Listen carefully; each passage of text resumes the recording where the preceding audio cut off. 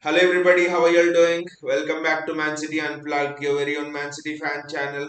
Jack Grealish has been the interesting topic, the most trending topic right now. He's had a lot of criticism thrown at him.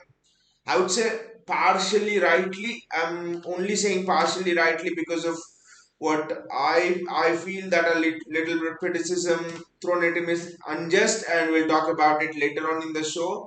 But you can literally see it in the actions of Jack Grealish that he himself is feeling frustrated. See, sometimes what happens is the fans, the media, everyone is going on at the player, but the player knows that okay, it doesn't matter. I know what I can do, and he's cool and calm, and he goes about doing his business, and then he comes out in his best. We've seen it in the past with De Bruyne, sometimes with Raheem Sterling as well, with Phil Foden as well. A lot of criticism at Foden, for example, for not passing to Haaland and stuff at the start of the season.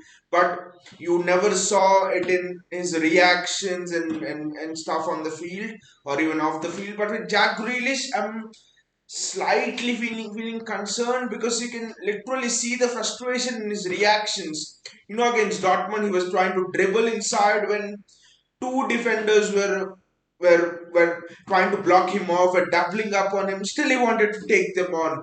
Haaland was free. There was one instance against Dortmund when Haaland was free. I think De Bruyne was also free at the edge of the box, and Jack Grealish was being doubled up by two defenders, and still he wanted to get a shot away when two other of his teammates were free, and he shot right at the defenders and it hit the defender and went out for a goal kick. So and then the way Jack Grealish reacted, he was just throwing his arms like this, and he was just telling.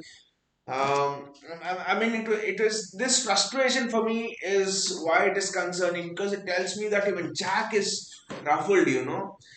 Talking about the personality of Jack Grealish, I mean, it's important to consider the personality of Grealish here. And the personality of Grealish is he always comes across as someone who is calm. He likes to joke around the teammates and all of those things. And suddenly seeing Jack Grealish in that kind of a mood with his feathers ruffled a bit, it again brings you the question: what is troubling Jack Grealish? What is it that Jack is not feeling good? Does he want to take on every player? Surely Pep Guardiola will not have said to Jack Grealish that I need you to complete every take on you attempt, or I want you to complete every dribble you attempt, or I want you to, or your every cross should be perfect. Nothing, none of those instructions would have been from Pep Guardiola. Take the example of Raheem Sterling, who played on the wings for Pep. Raheem Sterling, how much was Raheem Sterling's accuracy? It was somewhere around 40-50%, 60%, that's all. And still Raheem Sterling was sort of success at City. I wouldn't say he achieved very good things at City, but Raheem Sterling had been successful.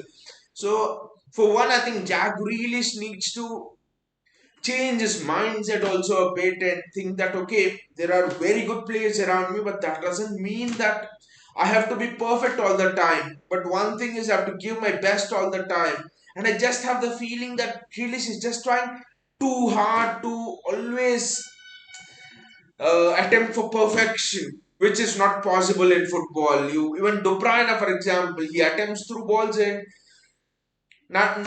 not all of them come off, but still he's De Bruyne because he doesn't give up, and he goes on doing that. And I think Jack Grealish needs to get into that mode. He needs to accept that. Acceptance for me is not there from Jack Grealish that okay, I will not be perfect every time, but I will always try to give my best.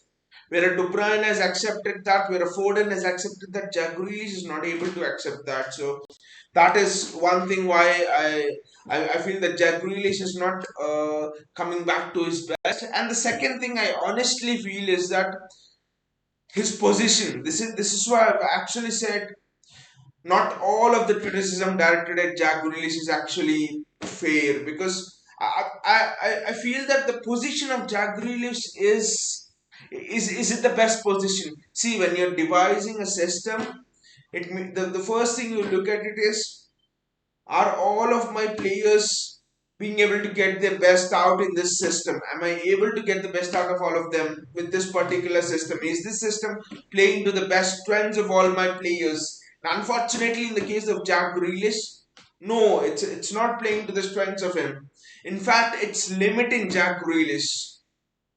Why has Pep stopped playing Bernardo Silva on the right wing all those years back? Remember that season, 2018-19 season, the season before, Bernardo Silva was almost, people thought, why was he brought to the club? It was a very stagnating season for him, and rumors at the end of that 2017-18 season where that Bernardo Silva is almost ready to leave and all of that. That is the first reason why we bought in Jack Grealish. So the evaluation of why we bought in Jack Grealish was to play in that Bernardo Silva position. Why did we go and spend £100 million on Jack Grealish? That's the first question you need to answer. It's not for a winger, because Jack Grealish is not the best of wingers to spend £100 million on. If you were only tag, and that was 2 3 years ago, that amount inflation adjusted would be 120 million. 120 million. Won't you get a better winger than Jack Grealish? Surely you will get a lot of other options for 120 million. But so Jack Grealish was eventually bought for that central midfield role, box to box role. But Bernardo Silva did not leave, and Bernardo Silva is the best box to box midfielder in the world. And we are very thankful that Bernardo Silva didn't leave after that season. I'm very happy. But coming to the Jack Grealish thing, so the best position of Jack Grealish is in the center of midfield. So I think we need to judge him wholly based on his performance on the center of midfield, based on his performance when he has the green blade of grass to run into, open grass to run into, when he can go both ways.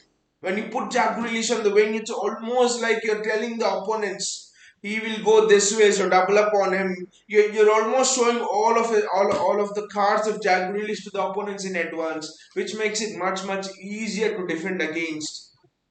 When Jack Grealish is in the midfield, it's almost a different thing.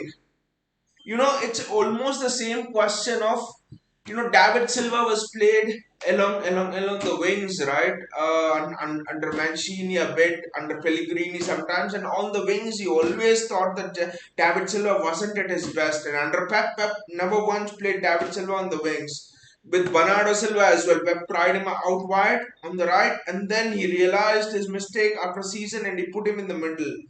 So I think it's the same happening with Jack Grealish. See, you see the common things. Now I'm not comparing Grealish to David Silva here. A lot of time for Grealish to achieve that. A lot of way to go. It's going to be a long path if he does want to match up to David Silva. But you see, David Silva, Bernardo Silva, Jack Grealish. Look at their attributes. Most of their attributes are there, right? Love to play in tight spaces. All three of them can beat their man on the drop of a penny. All three of them. And to add to it, I think Jack Grealish, on above both Bernardo Silva and David Silva, has got goals in him as well. He's a bit more athletic, I would say, in terms of the physicality than a David Silva and Bernardo Silva. So suddenly you're seeing a central midfield player there come to fruition.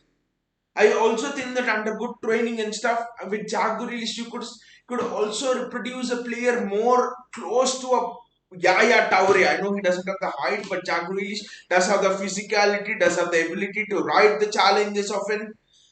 He can make excellent runs from deep. So I actually think Jack Grealish is much more in the mold of someone like a Yaya Toure, someone close to he's somewhere in between a David Silva and a Yaya Toure for me, and that is the position we need to judge Jack Grealish on, and not him playing on the wings. And I know that is a position Pep has given him, and we have all the right to criticize him based on his performances on that wing, which were awful. It was awful in the Community Shield. It was awful yesterday, day before yesterday against Dortmund. But to judge the entire tenure of Jack Grealish without giving him his best position, I think that is where I'm unhappy with a lot of. Unhappy with a lot of a fan base. You're not giving him the best position. It's almost like judging a Bernardo Silva based on only his position, his plays on the right wing. You just take out Bernardo Silva's actions and Bernardo Silva's positions only when he has played on the right wing, and just compare the stats. with the Jack Grealish and all, you'll actually find it a little similar because that was not his best position. It's almost like sticking Erling Haaland out on the wing.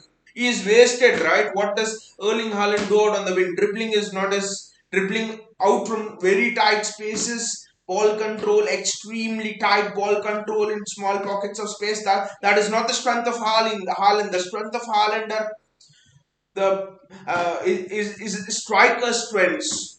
Is sniffing out those opportunities like a ruthless striker in the 6 yard box, right?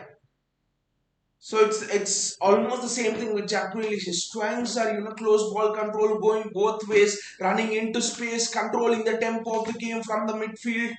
So almost like I'm seeing Jack Grealish in the mold of a player who's close to a Andre Pirlo, close to a Yaya Toure, and has those flashes of David Silva there in terms of his ball control, his close control. So suddenly you're comparing him to players whose best position has been in the midfield and deep midfield.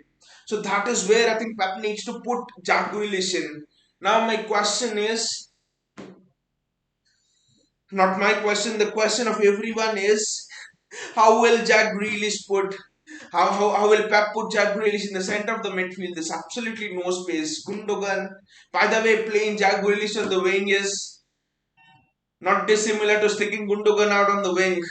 What will happen? That will make Gundogan less than half the player, right? So it's the same about Jack Grealish as well. So what we need to do is we need to judge him when he's on his performances when he's played in the center of that midfield.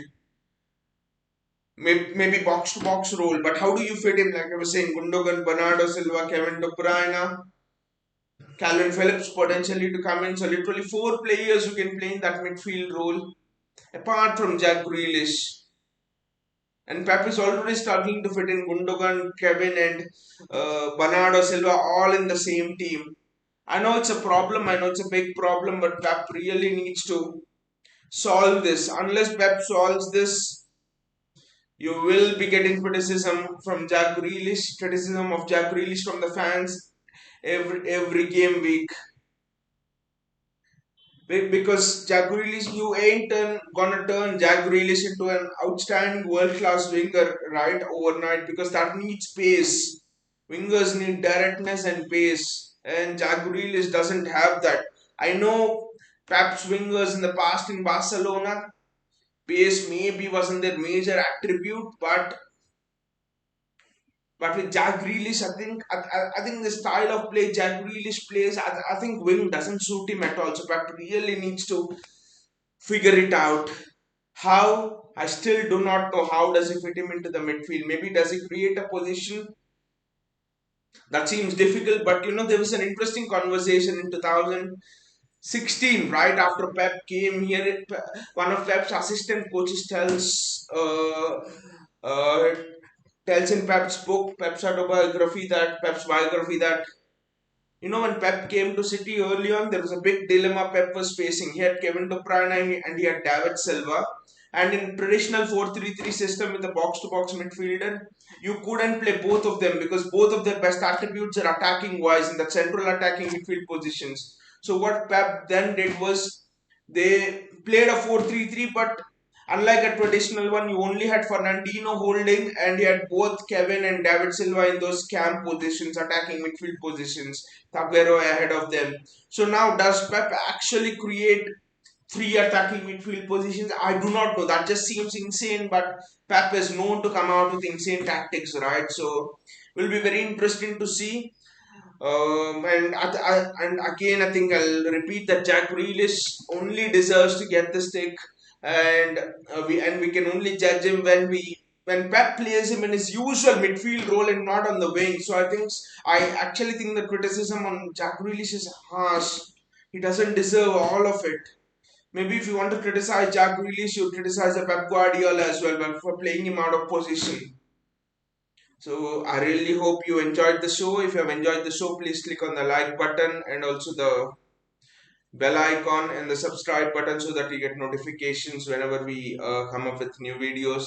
Again, thank you guys and take care.